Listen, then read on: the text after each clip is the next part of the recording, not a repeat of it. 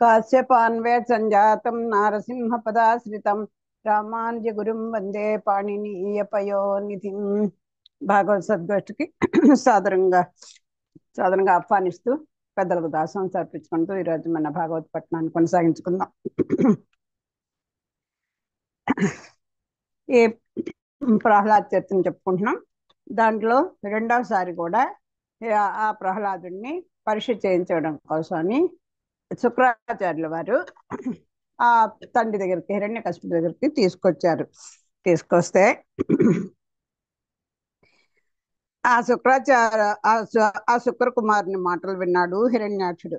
వినయంగా తనకు నమస్కరిస్తున్న తనయుని చూసి చాలా ఆనందపడ్డాడు. ఇప్పుడు మీరు టెస్ట్ చేసుకోండి, ఇతను అన్నిట్లోనూ ప్రావీణ్యుడైపోయాడు, అన్ని విద్యలలోనూ అని చెప్పడం చేత ఆ పిల్లవాడిని చూసి చాలా ఆనందపడ్డాడు. ప్రేమతో దీవించి చేయి చాచి పుత్రుడిని ఆప్యాయంగా దగ్గరకు తీసుకున్నాడు. వాడిని కౌగలించుకుని తన ఒళ్ళో కూర్చోబెట్టుకున్నాడు. ప్రేమతో వాడి జుట్టు నిమ్మిరాడు, ఒళ్ళంతా స్పృశించాడు, గడ్డం పట్టుకున్నాడు, బుగ్గలు ముద్దు పెట్టుకున్నాడు, తల మూర్ఖుని దగ్గరకు చేర్చుకున్నాడు. అమితమైన ప్రేమ వల్ల కన్నతండ్రి కళ్ళ వెంట ఆనంద బాష్పాలు స్రవించాయి. అవి ఆ చిన్న కుమారుని ముఖ కమలం మీద పడ్డాయి. అప్పుడు తండ్రి మెల్లగా తీయగా తన తనయునితో ఇలా అన్నాడు: చోద్యం బయ్యడి ఇంతకాల మరిగెన్ శోధించి ఏమేమి సంవేద్యాంశంబులు చెప్పిరో, గురువులే వెంటన్ పఠింపించిరో, విద్యాసారమెరుంగన్ కోరెద భవద్విజ్ఞాత శస్త్రంబులోన్ పద్యం ఒక్కటి చెప్పి సార్థకముగన్ తాత్పర్యంబు భాషింపుమా. చాలా ఆశ్చర్యం ఇస్తుంది. కిందటి నీ ప్రవర్తనకి ఇప్పుడు నీ యొక్క ప్రవర్తనకి నాకు చాలా ఆశ్చర్యంగా ఉంది. ఇంతకాలం జరిగిపోయింది. నువ్వు ఏమేమి వేద్యాంశంబులు చెప్పిరో, ఈ గురువులందరూ కూడా ఏ వేద విద్యకు సంబంధించిన వేదాంశాలన్నీ కూడా నీకు చెప్పారు. ఆ అంశములు, వేద్య అంశములు అంటే ఆ చదువుకున్న వాటి యొక్క సారం అంతా కూడా ఏం చెప్పారు, గురువులు ఏ వెంటని పఠింపించిరో, అసలు నిన్ను ఎలాగ లైన్లో పెట్టారో ఆశ్చర్యంగా ఉంది. అది ఈనాళ్ళు ఏం చేసినా నా మనసుగా లేదని చెప్పేశాడు కదా ప్రహ్లాదుడు. గురువులు ఏ వెంటని పఠింపించిరో విద్యాసారం మెరుంగన్ కోరిదని, నువ్వు నేర్చుకున్న విద్యల యొక్క సారం అంతా కూడా నాయన నువ్వు నేర్చుకున్న దాంట్లో ఒక ఏదో అంటారా లాస్ట్కి, అదేంటి సింహాలోకన్ అంటారు సరే, అలాగ అన్ని నువ్వేం నేర్చుకున్నావు, ఏది ఒక్క పద్యం చెప్పు అని చెప్పి తాత్పర్యము భాషింపమ్మ. అసలు నువ్వేం నేర్చుకున్నావో వాటిని గురించి నాకు ఒక్క పద్యం చెప్పు. విద్యాసారం మెరుంగన్ కోరెదను భవద్విజ్ఞాత శాస్త్రంబులోన్ పద్యం ఒక్కటి చెప్పి సార్థకముగన్ తాత్పర్యంబు భాషింపుమా. బాబు, కొత్తగా ఉందిరా, నిన్ను చూసి చాలా కాలం అయింది. ఇంతకాలం గురువులు నీకు కొత్త కొత్త సంగతులు ఏం చెప్పారు, నిన్ను ఎలా చదివించారు, నువ్వు చదువుకున్న చదువుల సారం తెలుసుకుందామని ఉంది నాయన. నీకు ఇష్టమైన ఏ గ్రంథంలోదైనా ఒక పద్యం చెప్పి దానికి అర్థం తాత్పర్యం వివరించు. ఓ పద్యం చెప్పి దాని అర్థ తాత్పర్యాలని నాకు ఏది చక్కగా చెప్పు అని చాలా ముద్దుగా ప్రేమగా అడిగాడు. నిన్నున్మెత్తరు నీతి పాఠ మహిమన్ని తోడి దత్యార్భకుల్ కన్నారన్నియున్ చెప్ప నేర్తురు గదా గ్రంథార్థముల్ దక్షులై. అన్నా, ఎన్నండు నీవు నీతి విదుండౌ అంచున్ మహావాంఛతో నున్నాడన్ నన్నున్ కన్న తండ్రి భవదీయోత్కర్షం చూపవే అంటున్నాడు. భవత్ నీ యొక్క ఉత్కర్షంబును చూపమే, ఏది నీ యొక్క ప్రతిభా పాఠం ఏమిటో చూపించు నాన్న. నువ్వు ఇన్నాళ్ళు నేర్చుకున్నావు కదా, నీ తోడి దైత్య విద్యార్థులు నీతి శాస్త్రంలో నీకంటే బాగా చదువుతున్నారని, ఏదైనా సరే చక్కగా చెప్తున్నారని, అందుచేత వాళ్ళు లెక్క చేయటం లేదని విన్నాను. మరి నువ్వు ఎప్పుడు నీతి శాస్త్రం బాగా చదువుకొని పండితుడవుతావా అని ఎంతో కోరికతో ఎదురు చూస్తున్నాను. నా కన్న తండ్రి, చదువులో నీ ప్రభా విశేషం నాకు ఒకసారి చూపించవు పాప ఈ హిరణ్యకశిపుడు గారికి ఆ, కొంచెం ఈయన మీద పిల్లాడి మీద డౌటే ఉంది. తల్లిదండ్రులు చూడండి, కాస్త పిల్లలకి తెలియకుండా ఆ టీచర్లను తోటి విద్యార్థులను కాస్త ఏమిటి మా వాడు ఏం చేస్తున్నాడు, కాస్త అలర్ట్ చేస్తున్నాడా, ఏమన్నా చదువు మీద దృష్టి ఉందా లేదా, ఏమన్నా కాస్త మార్పు వచ్చిందా లేదా అని మా అసలే భయపడి ఉన్నటువంటి తండ్రి కదా, అంచేత అన్నీ అడుగుతున్నాడు అనమాట. నాన్న, నువ్వు కాస్త చదువులో వెనకబడ్డావని ఎవరి అందుకే ఆ చెప్తున్నవి ఆ నీ శాస్త్రంలో విషయాలన్నీ కూడా వాళ్ళందరూ నీకంటే బాగా చెప్తున్నారని నేను విన్నాను. అంచేత మరి నువ్వు ఎప్పుడు నీతి శాస్త్రం బాగా చదువుకుని పండితుడు అవుతావా, నేను కొంచెం బెంగపడ్డాను. కానీ ఇప్పుడు నాకు నీ నీ విషయం అంతా కూడా ఆ గురుగారు చెప్పారు కదా, ఏదైనా అడగండి అన్నిట్లో పండితుడైపోయాడని. అందుకోసం నేను చదువుకొని శాస్త్రం బాగా చదువుకొని పండితుడు అవుతావా, ఎప్పుడవుతావా అని చెప్పి ఎంతో కోరికతో చూస్తున్నాను నాన్న.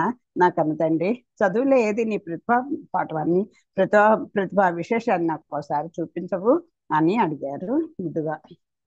అని నన్ కన్న తండ్రికి ప్రియనందనుండైన ప్రహ్లాదుండిట్లనియే అవి ఎంతో ఆశతో పలికిన కన్న తండ్రితో చిన్ని కుమారుడు ప్రహ్లాదుడు ఇలా అన్నాడు. ఏం సమాధానం చెప్పాడో చూద్దాం. ఏమన్నా అతని మనస్థితి మారిందా చూద్దాం. చదివించిరి నన్ను గురువులు చదివితి ధర్మార్థ ముఖ్య శాస్త్రంబులు, నే చదివినవి కలవు పెక్కులు చదువులలో మర్మమెల్లన్ చదివితి తండ్రి. ఆ చదువుల యొక్క మర్మం అంటే రహస్యం, ఎందుకు చదువుకున్న వల్ల ఉపయోగం ఏంటనేటువంటి అసలు రహస్యం నేను చదువుకున్నాను అన్నారు. నాకు అన్ని తెలిసింది. చదివినవి కలవు పెక్కులు ఎన్నో చెప్పేశారు. అర్థశాస్త్రాలు, నీ శాస్త్రాలు, ఆర్థిక శాస్త్రాలు, అదే ఆర్థిక శాస్త్రం అంటేనే అన్ని చెప్పేశారు. నీతి శాస్త్రాలు, కామశాస్త్రాలు ఎన్నో చెప్పేశారు గురువులు. అన్నీ నేర్చుకున్నాను. కానీ చదువులలో మర్మమెల్లని చదివి తండ్రి. దేంట్లో ఏ ఏ శాస్త్రం నుంచి ఏ పాయింట్ ముఖ్యమైనది తీసుకోవాలో, ఆ శాస్త్ర సారం ఏంటో అది నేను ఆ మూలం కనుక్కోవాలి కదా. ఆ మూలం నాకు తెలిసింది. ఆ మర్మం మల్లం చదివి తిని తండ్రి అంటే ఇంకేముంది, ఓ బ్రహ్మాండంగా చెప్పేస్తాడు అనుకున్నాడు. నాన్నగారు నన్ను గురువులు చక్కగా చదివించారు. నేను ధర్మశాస్త్రం, అర్థశాస్త్రం, ఇంకా చాలా శాస్త్రాలు చదివాను. ముఖ్యమైన గొప్ప శాస్త్రాలన్నీ చదివి అన్ని చదువులలోని సారమును, రహస్యమును తెలుసుకున్నాను. అది కావాలి. ఎంత చదువుకున్నా ఎంత చేసావని కాదు. ఏ పని చేసినా అంటే ఆ పని యొక్క లక్ష్యం ఏంటనేది అది తెలుసుకోవాలి. తను హృద్భాషల సఖ్యమున్ శ్రవణమున్ దాసత్వమున్ వందనార్చనముల్ సేవయు ఆత్మలో నెరుగకయున్ సంకీర్తనల్ చింతనంబను ఈ 9 భక్తి మార్గముల సర్వాత్మున్ హరిన్ నమ్మి సజ్జనుడైయుండుట భద్రమంచున్ తలంతున్ సత్యంబు దైత్యోత్తమా. అన్ని బాగానే ఉన్నాయి. మధ్యలో చెప్పింది హరి నన్ను పేరు ఎప్పుడైతే వచ్చిందో హరికాల మంట తలకెక్కుతుంది కదా ఈయనకి. ఇతను ఎలా రియాక్ట్ అయ్యాడో చూద్దాం. ఇతను ఏమని చెప్తున్నాడు, ఒక 9 భక్తి మార్గాలు చెప్పారు కదా, ఆ 9 భక్తి మార్గాలు చెప్తున్నారు.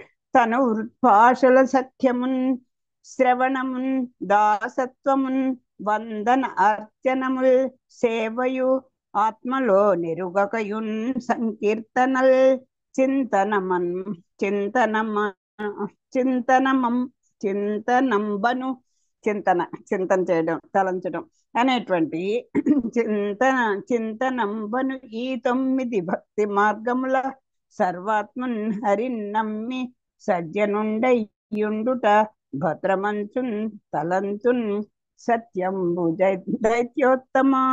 దైత్యుల శ్రేష్ఠుడైనటువంటి ఓ మహారాజా, నాన్నగారు, ఓ దైత్య చక్రవర్తి అనే సంబోధించాడు ఇక్కడ. కాస్త ఆయన పొగడాలి కదా, అందుకో పదం వేసి అప్పుడు నెమ్మదిగా చెప్పాడు. 9 భక్తి మార్గాలు ఉన్నాయి. ఆ మార్గాల్లో ఏదో ఒక దాని చేత ఆ లోక నాయకుడైనటువంటి ఆ శ్రీహరిని నమ్ముకొని మానవుడు ఉత్తముడుగా ఉండటం మంచిదని నాకు అనిపించింది.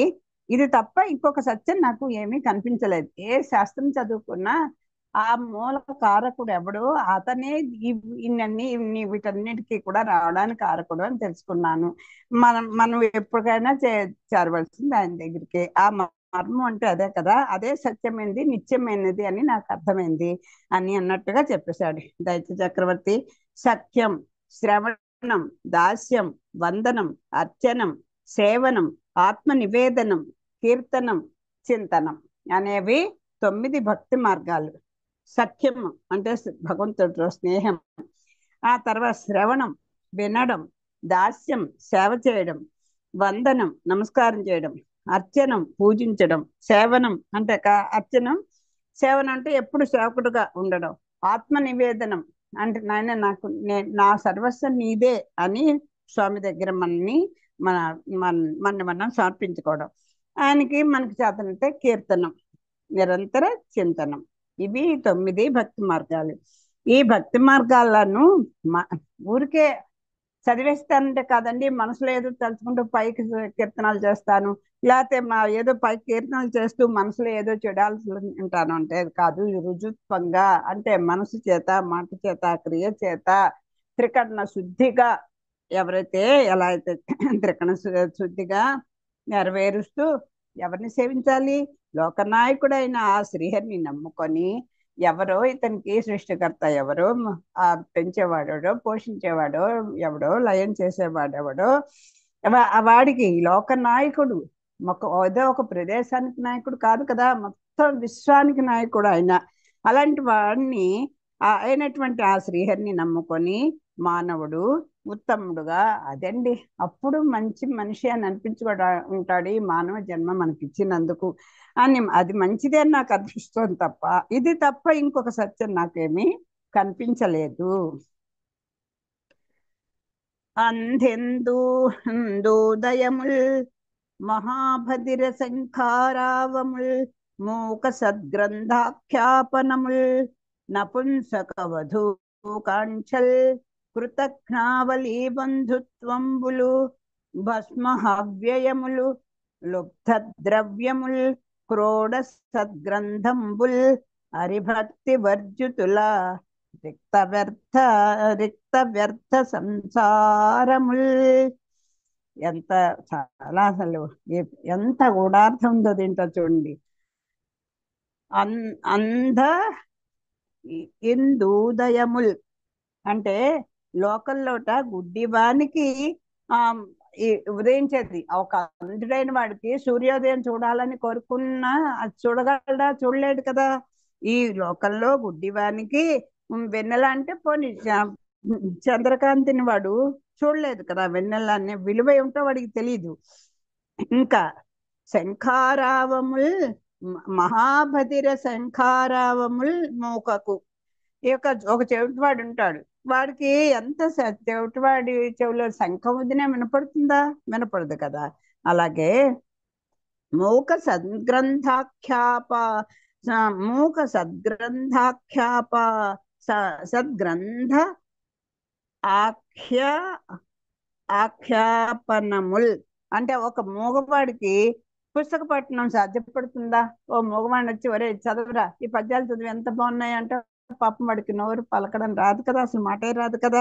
ఇంకోటి ఉంటాడు నపుంసక వధూకాంక్షల్, ఒక కొద్దివాళ్ళు అంటారు కదండి, అటు ఆడ కాకుండా మగ కాకుండా ఉన్నటువంటి లంగధారణ కలిగినటువంటి ఆ నపుంసకులు ఉంటారు. వాళ్ళకి ఒక అందగత్తెను తీసుకొచ్చి దాని మీద కాంక్షపడి, ఈ అమ్మాయి అయితే నీకు హాయిగా బాగుంటుంది అని చెప్పి చెప్తే ఎలా ఉంటుందో, ఆ కోరిక ఫలిస్తుందా? ఫలించదు కదా. అలాగే వీళ్ళందరూ ఒక ఎత్తు అయితే కృతజ్ఞావళి బంధుత్వములు, అది బంధుత్వములు భస్మ హవ్యయములు. చూడండి, ఏంటి బూడిదలో పోసిన పన్నీరు అంటారు చూసారా. హవ్యయం అంటే ఏంటి? బూడిదలో వేసినటువంటి మహాద్రవ్యాలన్నీ కూడా ఒట్టి బూడిదలో వేస్తే ఆ బూడిదలో పన్నీరు పోసినట్టు అంటారు చూసారా. ఆ బూడిదలో పన్నీరు పోస్తే మాత్రం ఆ బూడిద కంపిపోయి పన్నీర్ వాసన ఏమైనా వస్తుందా? ఉండదు కదా. అలాగే బంధుత్వం ఎలా ఉండాలో చూడండి. ఎంత ఇవన్నీ సహజమైనవి, కానీ మనకు తెలిసింది మనం తప్పుగా పడుతున్నది ఏ విషయంలోనో చూడండి. ఎవరినైనా మనం క్షమించవచ్చు కానీ కృతజ్ఞుణ్ణి ఎవరు భగవంతుడు కూడా క్షమించరు. ఒరే ఎంత చేశానురా, ఎంత చేశానురా, నాకే వెన్నుపోటు పొడుస్తావా అని ఒక్కొక్కళ్ళు బాధపడుతుంటారు. చూస్తుండండి, చెప్తూ మన లోకంలో చూస్తున్నాం. అది కృతజ్ఞులకు బంధుత్వం కుదురుతుందా? అవసరానికి వస్తాడు, కాస్త ఏదో మంచి మాటలు చెప్తాడు, మనకి ఆకాపడతాడు, ఏదో మన దగ్గర ఉన్న 4 డబ్బులో లేకపోతే మన మాట సాయం మన పని సాయం ఏదో చేసుకుంటాడు. మళ్ళీ అతలా వీడా అన్నట్టుగా మాట్లాడతారు. చూసారా, అది కృత్యం. చేసిన మేలు ఎప్పటికీ మర్చిపోకూడదు. అది మాట సాయం కావచ్చు, మన దగ్గర డబ్బు లేదు, ఏమన్నా ఎప్పుడే పావులా ఇచ్చాడా అనుకోకండి, ఏమన్నా ఇవ్వగలమా అందుకే వాడితో వెళ్ళండి అనుకోకండి. ఒక చిన్న మాట చాలు, కష్టంలో ఉన్నప్పుడు ఒక ఓదార్పైనటువంటి వెన్ను తట్టి మాట్లాడడం చాలు. ఆ కృతజ్ఞులకి బంధుత్వం ఎలా కుదురుతుందా? కుదరదు. అది ఎలాంటిది? బూడిదలో వేసిన మహా ద్రవ్యాలు ఉపయోగపడవు, అలాగే బూడిదలో వేసిన ద్రవ్యాలు కూడా వృధానే కదా. ఇంకొకటి చూడండి, భస్మహవ్యంబులు లుబ్ధ ద్రవ్యములు, అది అవేంటవి? బూడిదలో వేసిన మహోద్రవ్యాలు కూడా ఆ వట్టి సారం లేనటువంటి పదార్థాలుగా అయిపోతాయి. ఇంకా చూడండి, లుబ్ధ ద్రవ్యములు. ఇక్కడ లుబ్ధ అంటే పిసిని కొట్టువాడండి, ఒక లోభివాడు ఉంటాడు.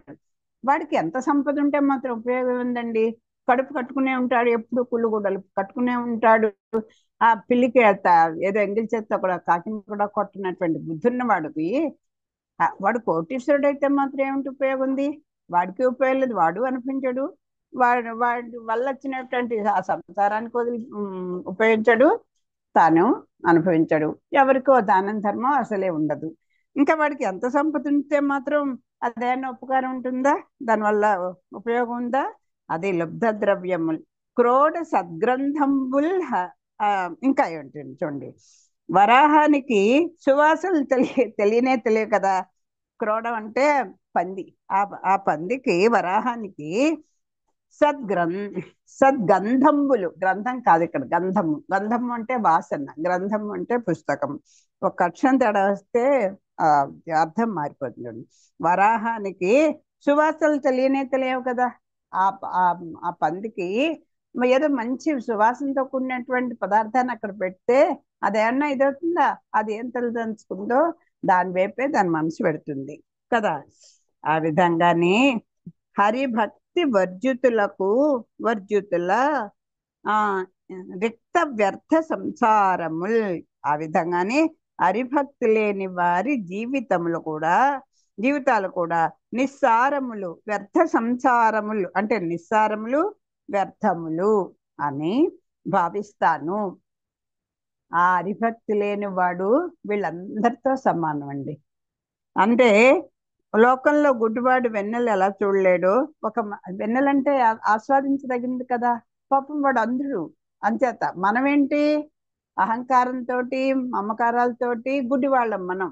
ఆ ధృతరాష్ట్రుడు అయితే నిలువెల్లా గుడ్డివాడు అంటారు, ఒక కళ్ళు కాదండి మొత్తం అంతా గుడ్డివాడే అంటారు. అంటే వాడికి ప్రేమ పాశం. ఆ దుర్యోధన చెడ్డవాడని తెలిసినా కూడా ఏం చేయలేనట్టు. మనం కూడా అందులుగానే ఓ చెడ్డ పని ఇంట్లో జరుగుతుంటే, లేకపోతే ఓ పిల్లవాడు ఇదిగా మాట్లాడుతుంటే చెవిటి గుడ్డి వాళ్ళగా అలాగే మనం ఆ ఎక్కడ వాడితో బంధుత్వం పోతుందో అనో అలా అన్ని వదిలేస్తూ ఉంటాను చూడండి. ఇది అలాగే సంపదను కూడా వృధా చేసుకుంటాడు తప్ప వాడేమి అనుభవించడు, పనికొచ్చే మంచి పనికి ఉపయోగించడు. ఇవన్నీ కూడా మనం చూసినట్టు, విన్నట్టు, కనపడినట్టు అందులో ఎలా ఉంటామో ఒక మంచి మంచి పని ఎందు, మంచి మాట ఎందు మన మనసు ఎలా అయితే వెళ్ళదో అలాగా పందిలాగా అలాగే హరిభక్తి లేని వాళ్ళ జీవితాలు కూడా నిస్సారము, వ్యర్థము అని ప్రహ్లాదుడి చేత మనకి పనికొచ్చేటువంటి మంచి మాటలు చెప్పిస్తున్నారు, పోతన గారు చెప్తున్నారు. అని ఈ జీవితం సంకల్పం చేత ఈ పంచభూతాల సాక్షిగా వాటి సహాయంతో వచ్చిందే కదా. అని చేత మనకు ఉన్నటువంటి ఇంద్రియాలన్నీ ఎలా ఉపయోగించుకోవాలో చెప్తున్నాడు ప్రహ్లాదుడి చేత చెప్పిస్తున్నారు. కమలాక్షునర్చించు కరములు శ్రీనాథు వర్ణించు జిహ్వ సంరక్షకుని చూచు చుట్కులు శేషసాయికు మొక్కు శిరము శిరము. విష్ణునా కర్ణించు వీణులు వీణులు.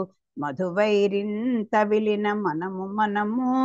భగవ భగవంతు వలగొను పదములు పదములు. పురుషోత్తముని మీది బుద్ధి బుద్ధి. దేవదేవుని చింతించు దినము దినము. చక్రహస్తిని ప్రకటించు చదువు చదువు. కుంభునీధవున్ చెప్పడి గురుడు గురుండు. తండ్రి హరించేరు మనియడి. తండ్రి తండ్రి. అది తండ్రి అనే పదానికి వాడు చేయవలసినటువంటిది ఏమిటి అయ్యా అంటే, వాడికి ఏదో అన్ని కంఫర్ట్స్ కల్పించి ఒక విల్లాలు కొనిచ్చేసి, ఏదో పెద్ద కాస్ట్లీ కార్లు కొనిచ్చేసి విలాసవంతుడిగా చేసి వాడు అందరికంటే గొప్పగా లోకల్లో బతకాలి, వాడు ఎలాంటి ప్రవృత్తుల్లో ఉన్నా సరే అందరికంటే అధికుడుగా ఉండాలి అనుకునేటువంటి తండ్రి తండ్రి కాదండి. హరి మీదన్ పురుష తండ్రి హరించేరుమనియడు. తండ్రి తండ్రి.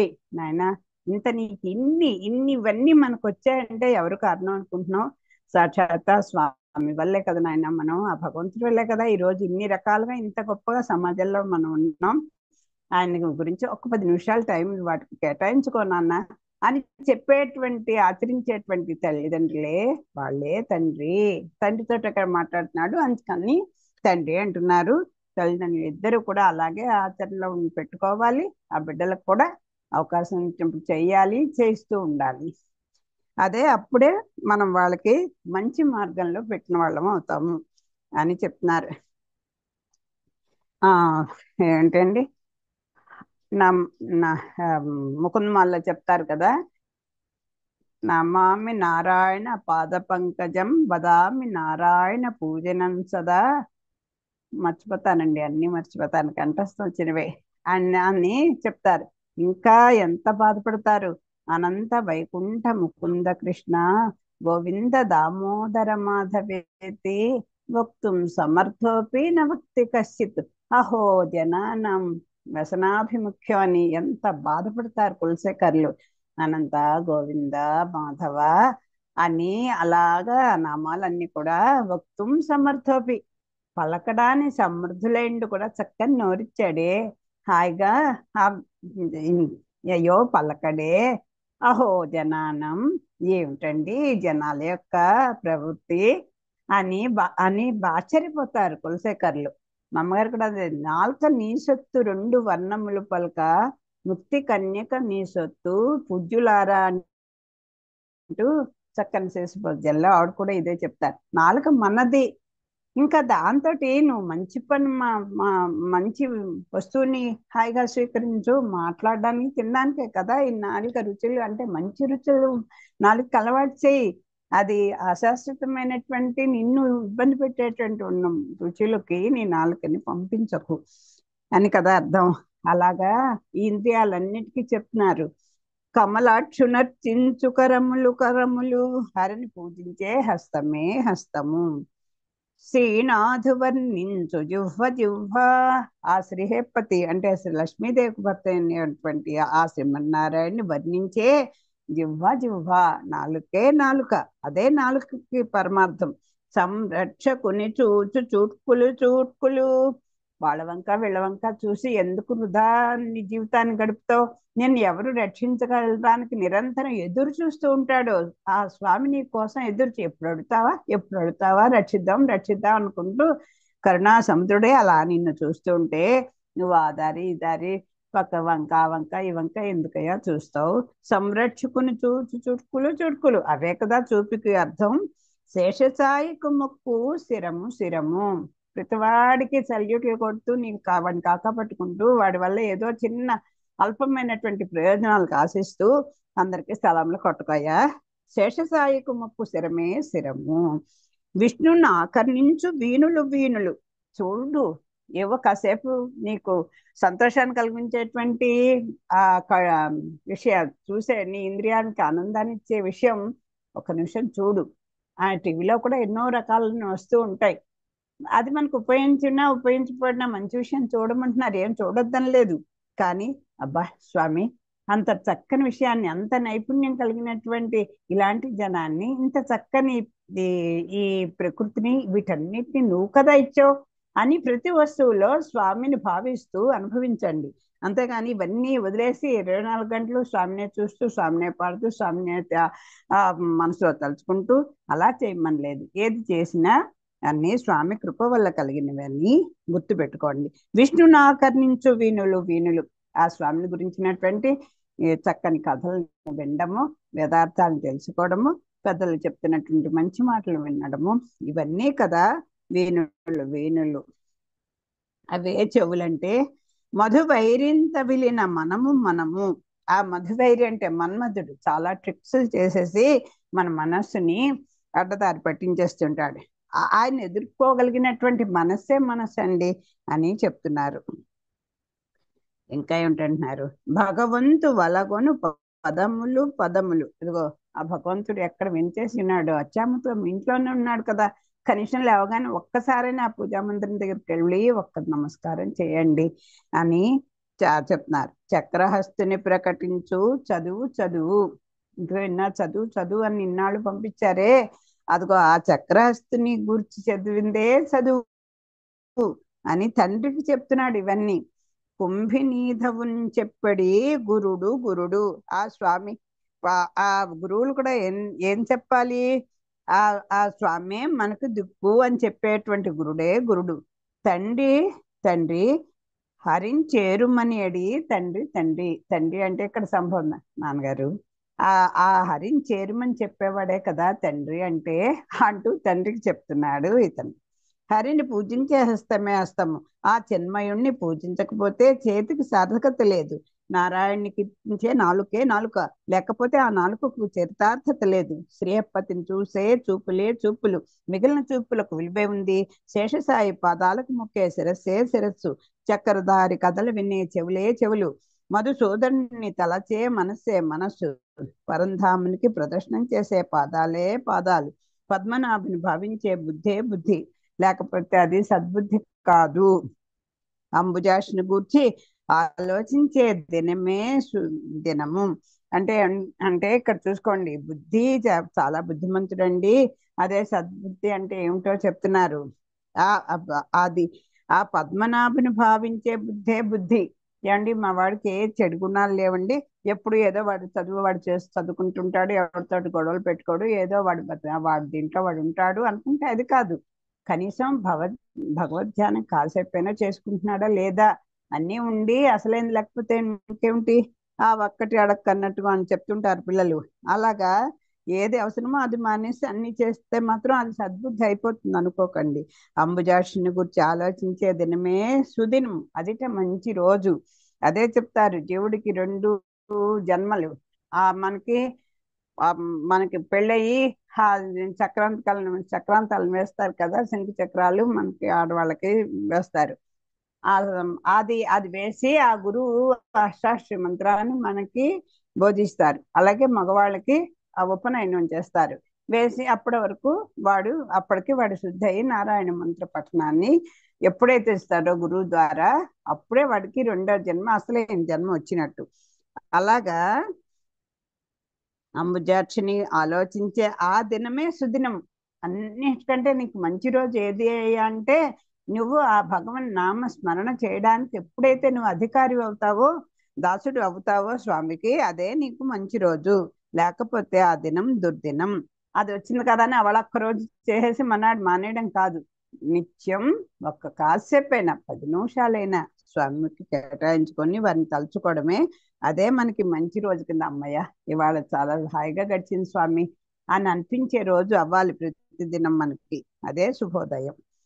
చక్రధారిని గూర్చి విశదపరిచే చదువే చదువు, గోవిందుని గురించి బోధించే గురువే గురువు, విష్ణువును ప్రేమించమనే తండ్రే తండ్రి. మానవ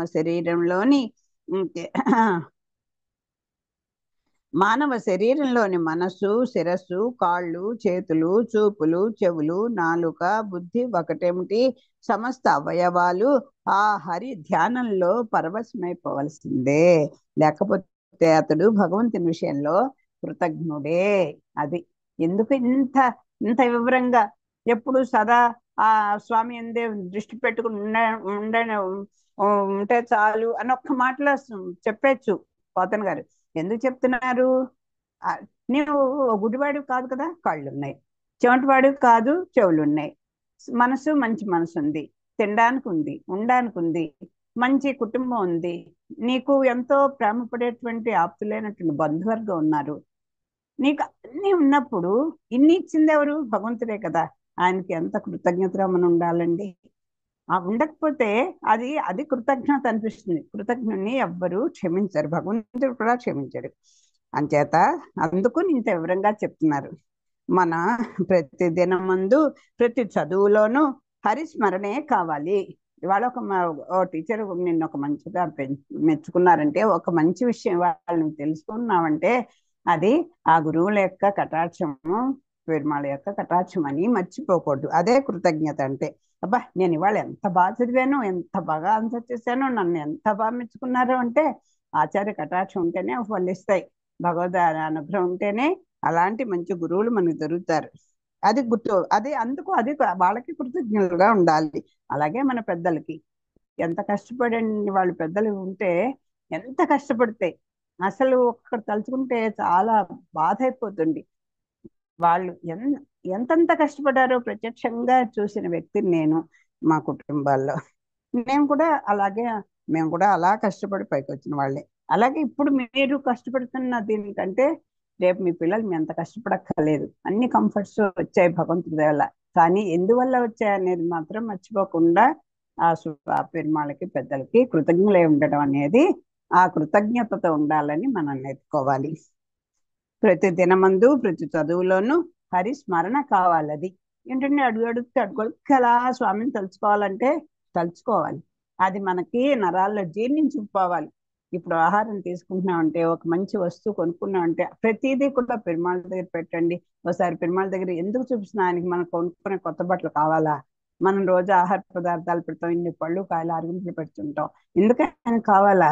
ఆయన ఒక్కసారి స్వామి ఇది హాయిగా స్వీకరించు, ఆ ప్రసాదం అప్పుడు వెంటనే అది ప్రసాదం అని మారిపోతుంది.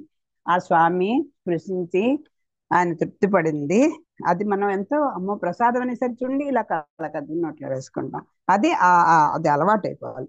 ప్రతి గురువు ప్రతి తండ్రి హరిబోధే చేయాలి. గురువు అలాగే ఉండాలి. ప్రథమ గురువు తల్లి ఫస్ట్ నేర్పాలి. అలాగా తల్లే ఉగుపాలతో నేర్పాలి. ఎలాగా ఆ తండ్రి కూడా అలాగే ఉండాలి, గురువులు కూడా అలాగే ఉండాలి.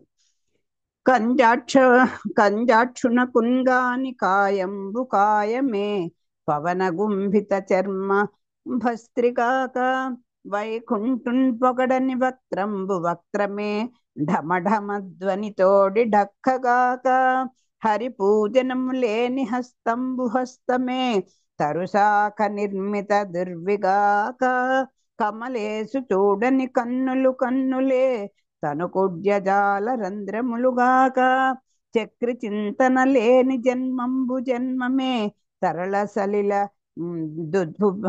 బుద్భుతంబుగాక విష్ణు భక్తి లేని విభుదుండే పాదయుగము తోడి పశువుగాక.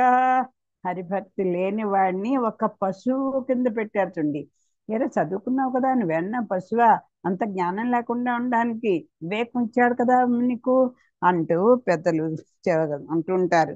ఇక్కడ కూడా అదే చెప్తున్నారు. చక్రి చింతన లేని జన్మంబు జన్మమే. ఆ జన్మ ఒక జన్మ. అసలు మనకేమి ఇంత పిసరు కూడా భగవంతుని మీద దృష్టి లేనటువంటి జన్మ ఎందుకండి జన్మ? అది ఎలాంటిదట? తరళ తరళ సలిల ఉద్భుతంబుగాక. ఉద్భుతం అంటే నీటి బుడగ ఒక్కసారిలో వస్తుంది, వెంటనే వచ్చినంత సేపట్లో మళ్ళీ కనుమరుగైపోతుంది. అలాంటిది కదా అసలు ఆ జన్మ ఏమిటది? క్షణికమైన నీచి జన్మ కింద ఒక నీటి బుడగ లాంటిదండి అలాంటి జన్మ. అది ఎందుకు? ఎవరికైనా ఉపయోగమా? వాడికి ఉపయోగమా అని చెప్తున్నారు. ఇంకేత విష్ణు భక్తి లేని విభుదుండే పాదయుగము తోడి పశువుగాక. విష్ణు భక్తి లేని ఒక పండితుడు ఉంటాడు. వాడు పండితుడా? ఎన్నో శాస్త్రాలు చదివిశాడు, ఎన్నో నేర్చేసుకున్నాడు, ఒక మహా పండితుడు. కానీ అసలు చూడండి, అంటే పండితుడు అంటే అన్ని నేర్చిన వాడు. మనకి కొంచెం తెలిసిన కదా పండితుడు అంటే. ఇక్కడ విద్యలు నేర్చిన వాళ్ళని ఏదో చిన్నదిగా మాట్లాడుతున్నారు అనుకోకండి. ఎవరైనా సరే ఆ అన్నీ నేర్చుకున్నా సరే విష్ణు భక్తి కనుక లేకపోతే వాడు ఎలాంటి వాడు అవుతాడు? ద్విపాద పశువు. రెండు రెండు కాళ్ళు ఉన్నటువంటి ఆ పశువులాగా ఉండేటువంటి వాడు. అంటే సరైనటువంటి నడత లేనటువంటి వాడు అని. ఇంకేం చెప్పారు పైన? ఇంకా చెప్తున్నారు. ఏ పైన అన్నీ చెప్పి ఆ ఆ అది అలా నీ కరములు భగవంతుణ్ణి సేవిస్తేనే వాటి సార్థకత అంటున్నారు. ఇప్పుడు ఒక్కొక్క దాన్ని ఒక్కొక్క దాంతో పోల్చి చెప్తున్నారు. కంజాక్షును కంజాక్షునకున్ కాని కాయంబు కాయమే పవన గుంభిత చర్మ భస్త్రికాక. అంటే ఆ శ్రీయపతిని సేవించినటువంటి శరీరం కాదండి. అది అప్పుడు ఏమవుతుంది? ఆ శరీరము దేంతో పోలుస్తున్నారు? అది కేవలం గాలి నిండిన కొలిమి తిత్తి. అది చుండి ఇనుప సామాన్లు అవి కాల్చడానికి ఒక దానికి ఒక కడ్డీ లాంటిది ఉంటుంది. ఆ గాలి ఉంటాడు, గాలితో నింపుతారు దాన్ని. ఆ గాలిని ఇలా ఇలా అంటుంటే ఆ గాలి లోపలికి వెళ్ళి ఆ మంట ప్రజ్వరిల్లి అవి కాలుతూ ఉంటాయి. ఆ కొలిమి తిత్తిలో పెట్టిన ఆ ఆ కొలిమి తిత్తి లాంటిది అది ఈ శరీరం. తిత్తే కదా ఈ శరీరం కూడా, అందుకని శరీరాన్ని అలా పోల్చారు. వైకుంఠుని పొగడని వక్త్రంబే. ఎందుకండి? ఆ శ్రీహరిని కనుక స్తుతించినటువంటి నోరు, ఓ పిల్లలు చూడండి ఆడుతున్నా, అక్కడ ఏదో ఒక డబ్బా ఉంటుంది. ఆ డబ్బాని ఏదో కర్రతో టపటప బాత్తూ ఉంటారు. ఇప్పుడైతే ఆట వస్తువులు రకరకాలు వచ్చాయి. ఆ డ్రమ్స్ ఆ ఒక లయబద్ధంగా ఇప్పుడు అన్ని మార్చి మంచి మంచి కాస్ట్లీ ఆట వస్తువులు కొంటున్నారు. పూర్వం ఇంకేముంది? ఒక చిన్న డబ్బా ఇస్తే దాని మీద బాదుకుంటూ ఆడుకుంటూ ఉండేవారు. ఆ చప్పుడు ఎలాంటిదో ఈ నోరుతో కూడా ఏదో విషయాలు మాట్లాడుతుంటే, మంచి విషయం భగవంతుని నుతించినటువంటి నోరు అదిగో ఆ డబ్బా మీద మోయించుకున్నటువంటి డమ్మ డమ్మ చప్పుళ్ళు లాంటిది అని చెప్తున్నారు. వట్టి డక్క మాత్రమే కదా అప్పుడు. అది హరిని పూజించని చెయ్యి కాదు, అది కొయ్యతో చేసిన తెడ్డుతో సమానం. అదిగో చెయ్యి ఉంది నీకు, ఆ చెయ్యిను నీకు పప్పు కూరలో కలిపేటువంటి చెక్క పొరు ఉంటాయి. పప్పులు కూడా పప్పు వండుకుంటారు చూడండి, అదొక గట్టి చెక్క పిడుండి బరువైనది ఉంది, దాంతో ఆ పప్పుని ఇలా తిప్పుతూ ఉంటారు. అలాంటిది అయిపోతుంది నీ చెయ్యి. ఎందుకు? ఆ చెక్కకి నీకు తేడా ఉంది. నీకు చైతన్యం ఉన్నవాడు కదా, దాన్ని సద్వినియోగం చేసుకో. కేశవాన్ని చూడని కన్నులు కన్నులు కావు, అవి శరీరం అనే గోడకు ఉండేటువంటి కన్నాలుట. గోడకు రెండు కన్నాలు ఉన్నట్టే ఈ శరీరానికి రెండు కన్నాలు ఉన్నాయి, కళ్ళు. ఈ కళ్ళతోటి నువ్వు ఆ భగవంతుణ్ణి దివ్యమంగళ విగ్రహాన్ని సందర్శించుకో. లేకపోతే ఎందుకయ్యా ఆ కళ్ళు నీకు? రోజుకు ఒక్కసారైనా ఆ పిన్మాళం అంత చూడలేని కళ్ళు ఎందుకు? నువ్వేనా గుడ్డివాడివా? మంచి కళ్ళు ఇచ్చాడు కదా నీకు, అందమైన కళ్ళు. అవి గోడకుండే కన్నాలు అనుకుంటున్నావా? కాదు కదా. అంత ఆ భగవంతుని చూడనటువంటి కళ్ళుట గోడకున్న